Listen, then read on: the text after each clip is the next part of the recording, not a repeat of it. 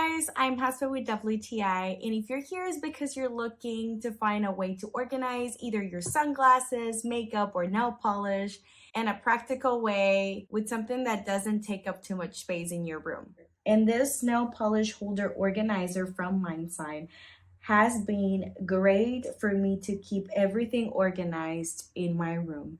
I live in a small house, so I really need to think about where I'm going to place all my beauty stuff, especially when it comes to nail polish and makeup. So this organizer has crystal clear shelves that provide a lot of visibility for me to find my nail polish, in this case, more easily.